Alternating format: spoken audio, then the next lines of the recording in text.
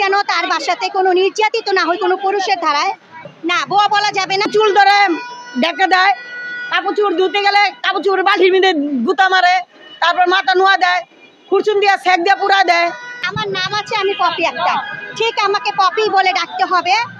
কাজের ক্ষেত্রে অ্যামাউন্টটা মিলে না, টাকার সাথে কোনো যুক্তি নাই, ঠিক আছে।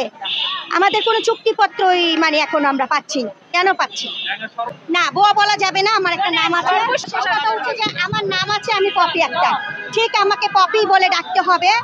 এবং আমি যেন তার বাসাতে কোনো নির্যাতিত না হয় কোনো পুরুষের ধারায়। এবং আমার নীতিমালা আছে, 2015-তে আসছে, যেটা নীতিমালা বলা হয়। ওই নীতিমালাতে আমার অধিকারগুলো কিছু কিছু আছে, ওখানে ওই অধিকারগুলো আমি ফিরে পেতে চাই। অনেকে এরকমটা প্রশ্ন করে যে যারা গৃহ কাজ করতে যায় বাসায়, তারাই সেই বাড়িতে গৃহপতি থাকে তার চেয়ে বেশি সেখানে মানে মাপ করে যেটা সেটা করে, এটা না, এটা আসলে সত্য না। আমরা হচ্ছে একজন গৃহকর্মী, আমাদের ওখানে মাথা বেরিয়ে জায়গা না, আমাদেরকে এলাও করবেও না, আর আমরা করিও না। আমাদের নীতিমালা আমরা ফিরে পেতে চাই, এটাই আবেদন আপনাদের। আপনি কয় বাসায় কাজ করেন? আমি 2 বাসায় কাজ করি। অত্যাচার করছে, টর্চারিং করছে। কিভাবে করে? এমন চুল ধরে ডেকে দেয়, কাপড় চুপড় ধুতে গেলে কাপড় চুপড় বালতির মধ্যে গুতা মারে, তারপর মাথা নোয়া দেয়, খুরচুন দিয়ে সেক দিয়ে পুরা দেয়। এইভাবে আমাদের টর্চারিং করে। এটা খালাম্মার মনে করেন এটা করে কেমন, যে সময় আমরা প্রতিবাদ করতে যাই যে খালাম্মা আপনার কাজ আমরা করবো না, বেতন দিব না, কে বেতন দিবে না, আমরা তো ঠিক কাজ করছি, আমাদের এই কটা টাকা দিয়ে দেন, আপনাকে বুয়া রাখবে না, তাহলে দিয়ে দেন। আমরা বস্তিবাসী, আমাদের বস্তিবাসীর মানুষ, আমরা অনেক অসহায় মানুষ।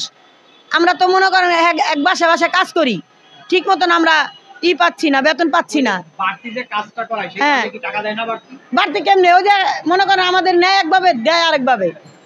যে বলে এই একটা কাজ যেমন 500 টাকা, 800 টাকা, আমরা বলি 1000 টাকা কাজ, আমাদের একটা কাজে দেখা 4 টাকা, তোদের টাকা দিয়ে আনছি না, এভাবে আমাদের বলে।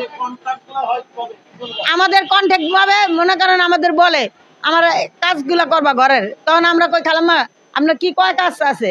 আমাদের মনে করেন কাপড় চোপড় ধোয়া, থালা বাসি ধোয়া, মনে করেন এই গরমুছা, এই 4টা কাজ আমাদের দেয়। আমাদের মনে করেন কোটাকাটি আর একটা করাইতেছে, এই গড্ডা মুছো, এই টেবিলটা মুছো, এই সুবাটা মুছো, এই ইয়েটা মুছো, এরকম করে আমাদের আরো কাজ সারাদিনে করাইতে থাকে।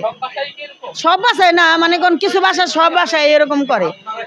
এক মাসে মনে করেন 4-5টা বাসায় কাজ করতে হবে। আজকে আপনি কইলেন আমার কাপড় দিতে, এই বাসায় কয় আমার দুগা থালবাটি দিয়ে দিও, বুয়া দুগা রুটি বানাই দিও, এরকম ছুটা কাজ।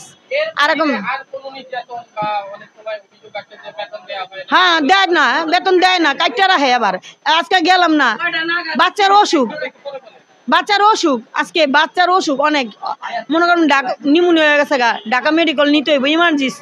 আমাদের ওই ছুটিটা মনে করেন খালাম্মা আসতে পারি, বেতন কাটটা রাখে না। খাবার তো কোনো বাসায় দেয় না, আমাদের ওই কন্ট্যাক্ট দেয় না। আমাদের বাসায় যেমন 3 বেলা আমরা তাদের বাসায় কাজ করি, আমাদের কোনো খাবারই দেয় না। তোমাদের জন্য কাজ, তোমরা যা করছো তাই তোমাদের, কিন্তু তোমাদের খাবার নাই। আমাদের দাবি, আমাদের ঠিক মতন বেতন আদায় করে দিতে হবে। আমরা নিয়ম মতো মনে করেন আমাদের কাজ জানি 1 ঘন্টা কাজ 2 ঘন্টা জানি না করায়। দাবিটা হলো আমাদের সরকারের কাছে, আমাদের ঠিক মতন জানি তাদের বলে যে এরকম তারা কাজের মুয়া নিলে যেন তারা ঠিকভাবে কাজের টাকাটা জানি আদায় করে দিতে হবে।